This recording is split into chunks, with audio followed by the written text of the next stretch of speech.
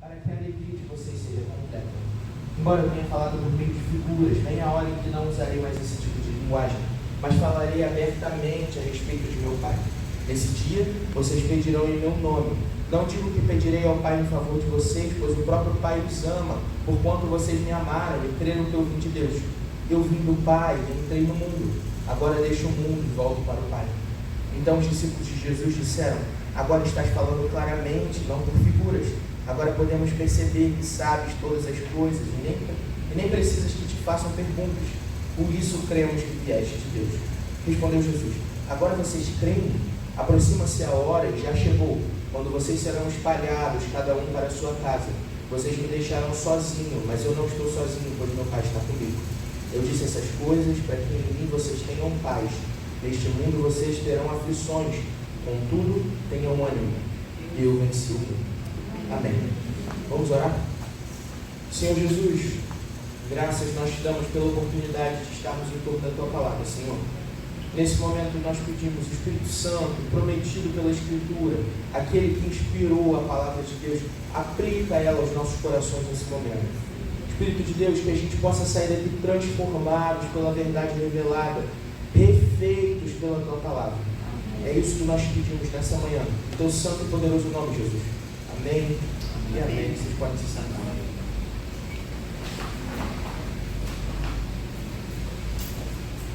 Hoje tem guerra e amanhã também. Me preparo para o fronte, eu oro a paz. É assim que começa uma música do Palavra Antiga, chamada Hoje Tem Guerra. Eles cantam sobre essa realidade da vida humana marcada por essa sensação de que cada dia é um leão novo para matar. Aquela coisa que Jesus disse lá no Sermão do Monte, vocês se preocupem com o mal de hoje, porque cada dia carrega os seus próprios males. A gente sabe que na caminhada cristã a gente enfrenta esse desafio de uma vida que é marcada por complicações, por desafios na jornada, por obstáculos que aparecem no meio do caminho. Essa sensação de ir para a guerra todo dia, ela é marcada pela realidade nua das nossas vidas. Se a gente parar para pensar, a gente vai conseguir enxergar essas guerras que a gente enfrenta. Elas vêm de várias formas, embaladas em vários pacotes diferentes. Pode ser conflitos familiares, podem ser doenças, podem ser problemas do trabalho, podem ser questões quanto à nossa vida acadêmica, de estudo, profissão. Não importa. A gente enfrenta desafios. E esses desafios, às vezes, rivalizam com o chamado que a Escritura nos faz para uma vida abundante. Parece que essas coisas não estão fazendo tanto sentido. Como que a gente pode ter essa vida que está prometida por Jesus se a gente se encontra no meio desse mundo caótico, no meio dessa guerra que não tem fim? E eu queria conversar com os irmãos hoje sobre essa vida que é guiada pelo Espírito de Deus. A gente vem conversando sobre o Evangelho de João, e a gente lá na primeira conversa, a gente falou sobre o diálogo de Jesus com Nicodemos, e a gente falou sobre a dinâmica que João apresenta em todo o seu Evangelho, sobre crer e viver essa fé que se crê. A gente continuou nessa caminhada e chegou lá no texto de João 11, quando Jesus ressuscita Lázaro. E ali de novo a gente foi confrontado com essa ideia da fé. Diante de todos os milagres que Jesus tem feito, aquelas pessoas são desafiadas a crer ou não crer. Alguns, ainda que enfrentando desafios de fé, escolhem crer e caminhar com Cristo. Outros, no entanto, enxergam os sinais e maravilhas e ainda assim querem matar o nosso Senhor. A gente então chega nesse ponto do Evangelho de João que é crítico. A gente está aqui no capítulo 16, às vésperas da crucificação, numa sessão do Evangelho onde Jesus está reunido com os discípulos antes de ir para a cruz, antes de ir para o Calvário, e ele dá uma série de instruções, quase que ensinos finais. Em certo sentido, são as últimas palavras de Jesus. Obviamente, essa expressão ela não é correta porque Cristo segue falando conosco. Inclusive, é isso que nós estamos fazendo até agora, ouvindo a voz de Jesus. Mas nesse momento do fim do seu ministério terreno, antes da sua morte, depois da sua ressurreição, Cristo instrui os seus discípulos sobre algumas coisas e ele traz lições muito importantes para a nossa vida. No capítulo 16, Jesus está falando sobre a vinda do Espírito Santo, sobre como isso vai mudar a dinâmica da existência dos discípulos. Eles já vinham caminhando 3 anos com Jesus. Eles tinham ouvido a palavra de Deus, eles tinham visto sinais e maravilhas, mas agora o desafio que se propõe para eles é outro. Cristo vai caminhar até o Calvário, eles ainda não tinham entendido a necessidade disso, vai morrer naquela cruz e então ressuscitar, e eles também não tinham entendido isso ainda. E aí agora ia ser assunto aos céus, e a caminhada desses discípulos ia ser solitária. Mas não. Jesus começa a falar para eles sobre o Espírito de Deus que vem como guia, como aquele que orienta a caminhada, como aquele que nos direciona no meio dessa guerra que é a vida, que muitas vezes a gente vive. E eu queria com os irmãos refletir sobre algumas marcas dessa vida guiada pelo Espírito de Deus que a gente encontra nesse texto. A primeira delas está lá, a partir do verso 1. E essa vida guiada pelo Espírito de Deus, ela é na contramão do mundo. Vamos voltar lá? O texto diz assim: eu tenho dito tudo isso para que vocês não venham a tropeçar. Vocês serão expulsos das sinagogas. De fato virá o tempo quando quem os matar pensará que está prestando culto a Deus. Farão essas coisas porque não conhecem nem ao Pai, nem a mim. Estou dizendo isso para que, quando chegar a hora, lembrem-se de que eu os avisei. Não disse isso a vocês no princípio, porque eu estava com vocês. Agora que vou para aquele que me enviou, nenhum de vocês me pergunta: para onde vais? Porque falei estas coisas. O coração de vocês encheu-se de tristeza. Mas eu afirmo que é para o bem que eu vou. Se eu não for, o conselheiro não virá para vocês, mas se eu for, eu o enviarei. Quando ele vier, convencerá o mundo do pecado, da justiça e do juízo. Do pecado, porque os homens não creram em mim. Da justiça, porque vou para o Pai e vocês não me verão mais. E do juízo, porque o príncipe deste mundo já está condenado. Jesus apresenta para esses discípulos a seguinte imagem: daqui para frente, o desafio de vocês é: vocês vão pregar esse evangelho, que até agora vocês têm vivenciado e já aprendido a pregar, mas vocês vão perceber que aqueles que são oposição a mim serão oposição a vocês também. Vocês vão ser perseguidos, expulsos, mortos, mas essa caminhada, ela é necessária, porque o conselheiro, aquele que vem para que caminhe com vocês, ele convence o mundo do pecado, da justiça e do juízo. Essa vida, ela é na contramão do mundo, não porque ela é contra o mundo. Na realidade, a ideia, ela é em favor de pregar ao mundo, de pregar aos perdidos. No entanto, ela não compactua com a realidade desse mundo. Ela não entra no circuito das forças de guerra. A caminhada do cristão, ela não é baseada na realidade que a gente encontra aí fora, mas ela é fundamentada no reino de Deus, que vem transformar as nossas realidades. Jesus, então, mostra para esses discípulos que o Espírito de Deus é aquele que vai capacitá-los a pregar esse evangelho e que vai convencer o mundo do pecado, da justiça e do juízo. Do pecado, porque esses homens, ainda que tenham escutado a mensagem que vem da parte de Deus, ainda que tenham visto sinais e maravilhas, não creram. E não creem, os condena por si mesmos, porque eles não creram no Filho de Deus. Da justiça, porque Cristo morreu na cruz no meu e no seu lugar, para cumprir a justiça que era necessária, para que a morte dele nos desse vida. Do juízo, porque nós sabemos que a cruz é suficiente para derrotar o mal, para acabar com o circuito de guerra, para quebrar a máquina bélica desse mundo e nos transpor para esse reino de amor. Sendo assim, a primeira coisa que a gente percebe é que o conselheiro, ele vem com a missão de orientar a nossa caminhada na contramão do mundo. A gente enfrenta o desafio de caminhar num caminho que é estreito. E aí eu cito agora aqui o fruto sagrado, um grande presente. O caminho é estreito e a gente está na contramão. A gente reconhece que a gente precisa lutar contra os nossos impulsos, contra os nossos desejos pecaminosos, contra a nossa vontade de viver segundo a nossa própria carne. E isso aí na contramão do mundo. E essa realidade ainda é de um caminho difícil, que traz os desafios do discipulado, o custo de estar caminhando com Jesus. Mas ele é marcado pela presença do conselheiro, que nos capacita a seguir nessa jornada. Então, em primeiro lugar, ela é na contramão do mundo, essa vida. Em segundo lugar, ela é fundamentada na verdade revelada. Lá no verso 12, o texto diz assim: tenho ainda muito o que dizer, mas vocês não podem suportar agora. Mas quando o Espírito da verdade vier, ele os guiará a toda a verdade. Não falará de si mesmo, falará apenas o que ouvir, e anunciará a vocês o que está por vir. Ele me glorificará, porque receberá do que é meu e o tornará conhecido a vocês. Tudo o que pertence ao Pai é meu. Por isso eu disse que o Espírito receberá do que é meu e o tornará conhecido a vocês. O Espírito Santo é aquele que justifica essa realidade que a gente está tendo aqui agora. Essa pregação da palavra de Deus não é um esforço intelectual, não é um tempo dedicado a glorificar o nosso estudo para preparar um bom sermão. É muito importante que a gente estude para vir aqui e prepare um bom sermão.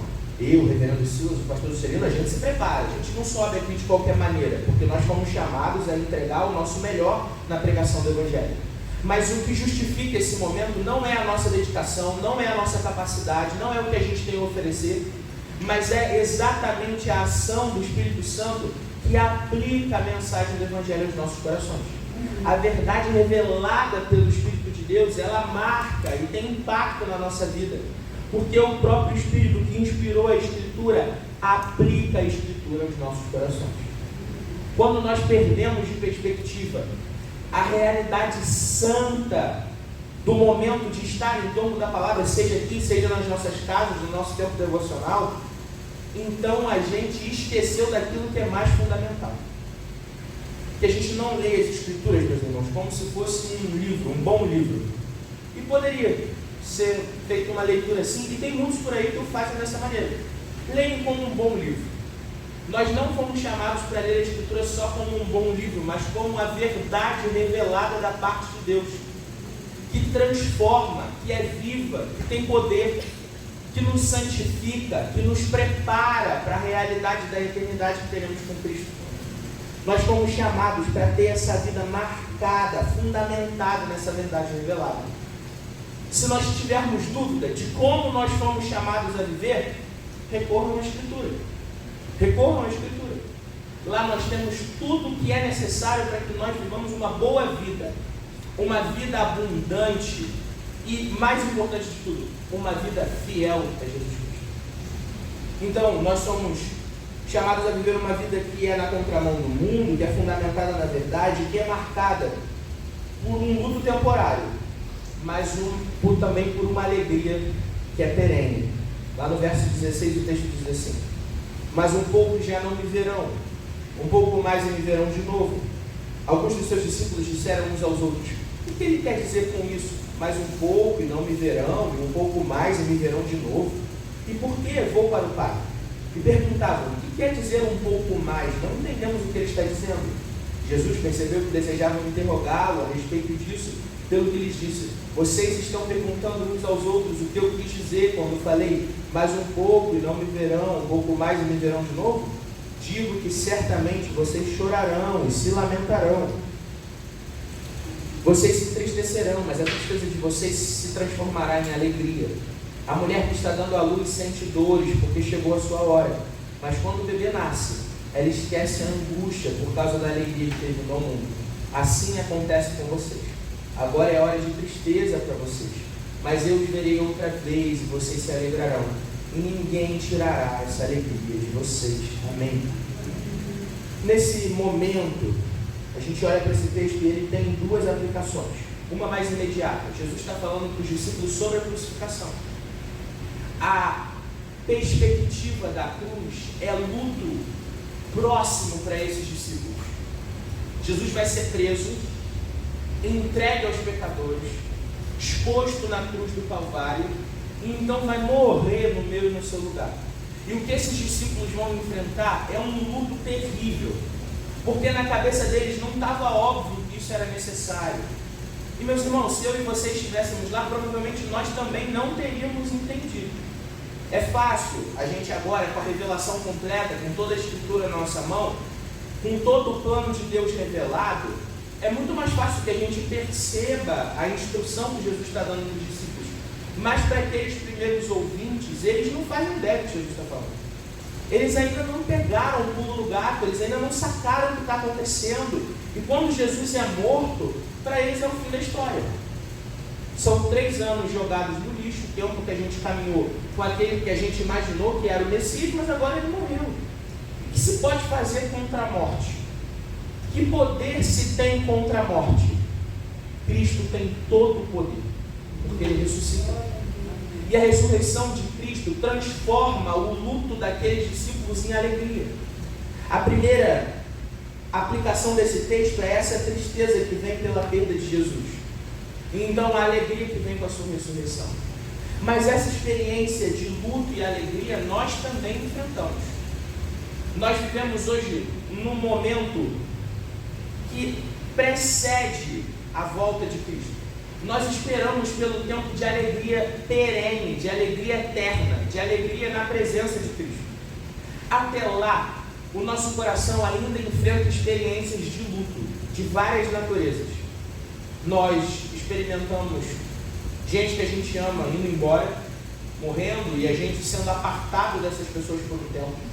A gente experimenta desafios, perdas, conflitos, pecados, e essas coisas marcam uma caminhada de luto.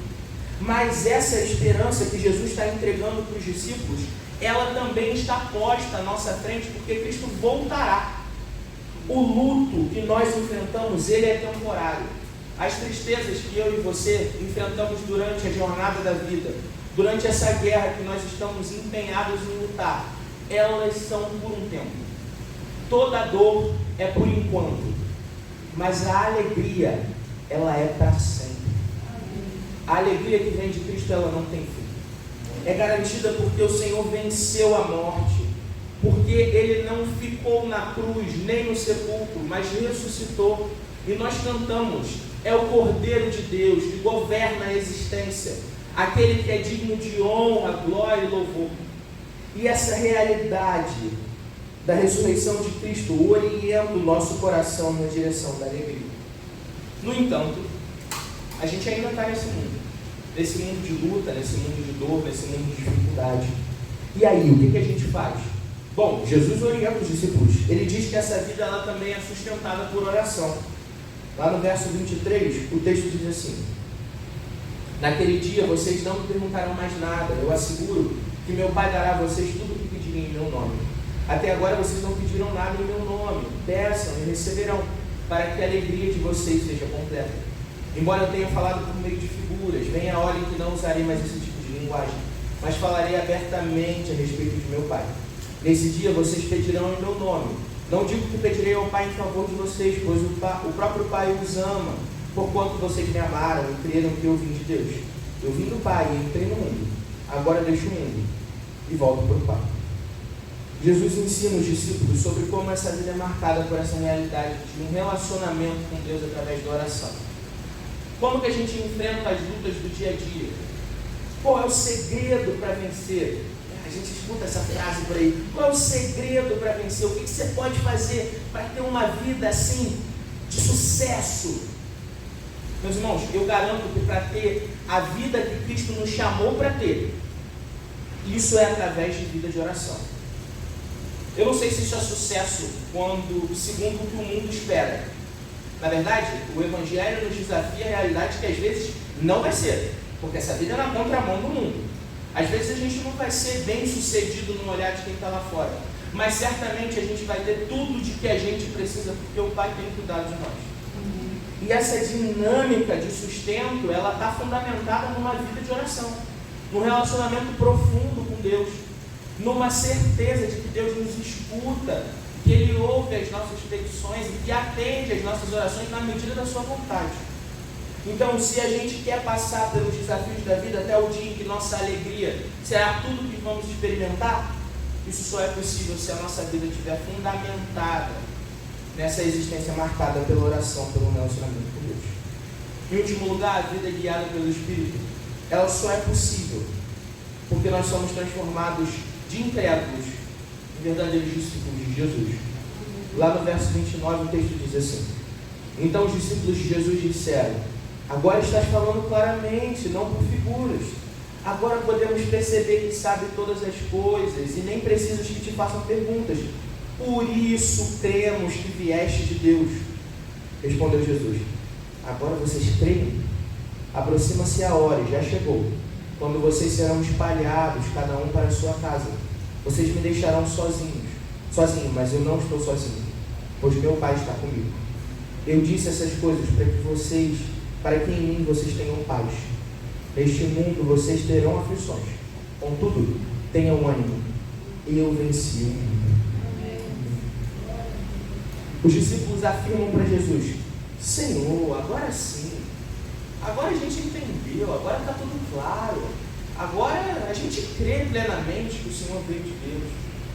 Então Jesus desafia essa declaração de fé, porque ela vai ser posta à prova pela realidade da separação dos discípulos.